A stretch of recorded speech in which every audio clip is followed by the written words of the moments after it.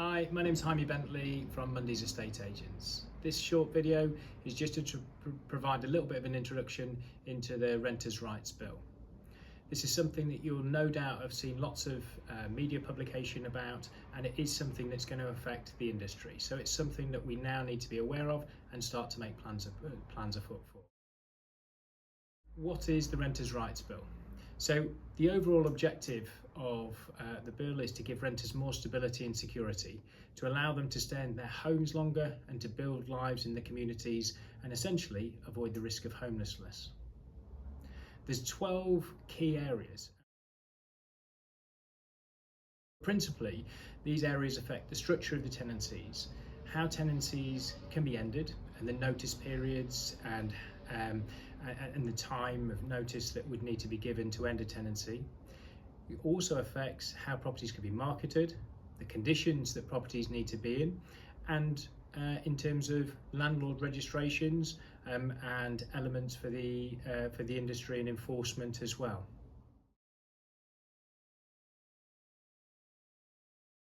When is this likely to affect landlords and tenants? The bill has been passed and it is continuing its pathway through Parliament. We need to have royal assent before it obviously provides an implementation date, but the likely indications are that this could come into effect and there could be implementation affecting all landlords and tenants from autumn 2025.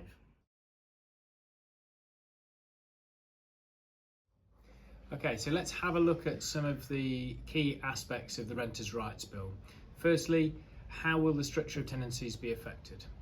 So one of the biggest things is that there's not going to be a fixed term of a tenancy. We're used to having minimum terms or fixed terms created when we arrange an assured short hold tenancy, and this isn't going to be the case.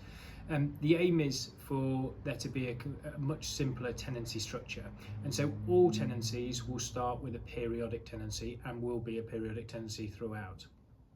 The big aspect that you'll have heard within the media is the abolishment of Section 21s, commonly referred to as no-fault evictions. And this will be implemented, and landlords will be able to gain possession for breaches of tenancy conditions or where they require the property back for their own occupation, for a family member, or where they wish to sell the property. A tenant has the right to serve notice to end the tenancy, and they will be required to provide 2 months notice. Currently they're required to provide 1 month's notice in line with the existing tenancy structure, but in the new structure it would be that they would have to provide 2 months notice, and that would need to be aligned to their rent payment date. There are also changes to the grounds for possession and the related notice periods. There's still going to be mandatory and discretionary grounds as to the reasons why you could end a tenancy as a landlord or have your tenancy ended if you're a tenant. And the notices will still need to be served in the correct format. The table will show the different grounds and notice periods. There are a number of those, and I'll leave you those to have a sift through those individually. But some of the key ones to take account of are that there's a 4 months notice period required for a landlord to end a tenancy, either for their own occupation, family member, or if they're looking at selling the property. And that's a distinct change from the abolishment or the current use of Section 21, should we say. There's a 4-week notice, currently a 2-week notice, but a 4-week notice will be required where there's rent arrears, and that will be after 3 months of arrears, and currently the current situation is 2. So again, there's a slightly longer period affecting that kind of breach. There are more immediate proceedings that can be brought if a tenant is convicted of criminal behaviour or severe antisocial behaviour, and that doesn't have an actual notice period, and if there are grounds for a breach of tenancy other than rent, then that has a shorter notice period of 2 weeks. Obviously this now is a discretionary ground rather than a mandatory ground. So there are distinct changes with the overall structure of the tenancies, and that's going to be important for landlords and tenants to understand moving forward.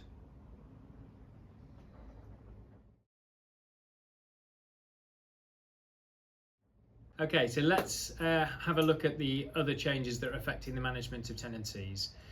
The first thing is rent increases. So rent increases are still permitted under the new legislation to be increased on an annual basis. But this will only be via a Section 13, and it can only be up to the market rent. So the Section 13s will require a 2-month notice period of the proposed increase, and the new legislation does outline how the tenant can appeal against the rent increase, and this would go to a tribunal, and the tribunal would then determine the market rent and set that, should that be the case. The second element is that the tenant, as you'll have heard in lots of the media, will have the right to request a pet. And the landlord cannot unreasonably withhold consent if a tenant requests to have a pet in their home. We do need a little bit more clarification in relation to this item to confirm what is going to be a suitable reason. Our thoughts are that we think that this will relate to the suitability to the property. For example, if a pet or keeping of pets is restricted in a head lease of an apartment, or for example, if it's a 3rd floor apartment with no outside space, it wouldn't be suitable for a dog, and that would be considered, in our opinion, to be a suitable reason, but we will wait for clarification on that. The landlord's biggest concern about giving consent for pets is damage to the property. And one good thing to enable this to help is that the Tenant Fees Act is due to be amended to include a pet payment insurance to protect against pet damage, and that will be at the expense of tenants. Again, that's something that has to alter the existing legislation, which has made it a lot harder for landlords to give consent or negotiate around anything which is classified as slightly more risk. So this is a good thing to enable us to help tenants and to even up that risk between landlords and tenants with regards to pets. Moving on now to elements of the Renters' Rights Bill that affects property conditions. There's two real aspects of this. The first one is that the Renters' Rights Bill introduces or applies the Decent Home Standard to the private rented sector. The Decent Home Standard is already in the social housing sector, but bringing that in and extending its obligations to the private rented sector. Now, most landlords already ensure that their homes meet a decent standard, and tenants receive the benefit of that, but this will really clarify the expected standard for both landlords and tenants. We are awaiting more confirmation of what this will include, but we expect it to consider elements such as a reasonable state of repair. Modern facilities and services, for example, currently in the existing Decent Homes standard, kitchens should be less than 20 years of age and bathrooms 30 years of age. And there should also be a reasonable degree of thermal control. So the affecting heating systems are in place, the related controls and insulation. Again, as I say, we're waiting to hear more on that, and that's something that we expect to understand more commentary and detail from the government as it continues its pathway through Parliament. The second aspect is Awab's law, and this will be applied to the private rented sector. You may again have seen information in the media when there was a tragic death of a young boy of only 2 years of age as a result of his exposure to mould. And in accordance with Arab's law, landlords must address damp and mould hazards within a specific timescale that are affecting a property. Again, the government needs to provide more detail to give us an indication of how this is going to be implemented into the private rented sector, what the timescales, what the points are that we need to adhere to. But both of these elements are a good thing. They're providing clarity for both landlords and tenants of what the expectation should or shouldn't be in relation to property, which can only benefit the relationship between landlords and tenants. Moving on to the final few elements really of the Renters' Rights Bill. So remembering that the objective is to provide better security and stability to tenants, part of this also includes registrations for landlords, and one of those elements is within an ombudsman for all landlords in England and Wales to register with. Obviously this will provide a mechanism and a way in which tenants could raise a complaint if there was something that they were unhappy with within the relationship between landlord and tenant. The second element is to introduce a new database of landlords and their properties for the private rented sector. And the aim of that is to provide information to landlords about what they need to stay compliant, and valuable information to tenants that would enable them to decide or assist with their decision of whether to rent a property.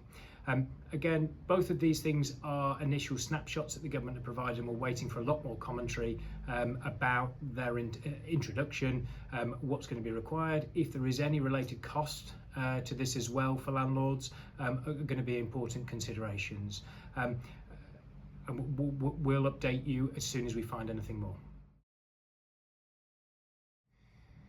The last part of the Renters' Rights Bill, where there's always change introduced, there will have to be enforcement to make it worthwhile and make sure people adhere to it. So under the Renters' Rights Bill, there are two elements of that. One is to strengthen that ability and authority that local authorities have, and also it increases rent repayment orders if action or anything is found fault for a landlord or potentially a letting agent in that respect. So it does sort of increase that enforcement capability to make sure that these changes have effect. Elements affecting property marketing would also, it strengthens capability to protect tenants against any discriminatory practices that could affect particularly people who are in receipt of benefit or tenants who have children. So these are great things, again, that if there are people that are being affected by those discriminatory practices, it helps them to make sure that they can find a suitable home. Secondly, it will also stop the capability for rents to be agreed above the asking rent. So that's something that is likely to change in relation to how offers or properties are marketed and how offers and applications may be agreed. But that will be another practice that will stop sort of rents being sort of negotiated well beyond their advertising level. I guess the last thing to say is, automatically when there's any change outlined, as significant as these are, people's natural reaction is to fear the change that's going to come about and to worry about how that could impact them and to think about the negative aspects. There are definitely going to be changes afoot that are going to make a difference to landlords and tenants. A lot of that will take time to understand the detail of it, but I think the right advice for landlords and tenants at this time is just to be aware of the changes and think how they may implicate you, your properties, and potential plans that you have for your properties in the future. Whilst we do expect there to be significant change, overall the balance of that change needs to be appropriate for both landlords and tenants.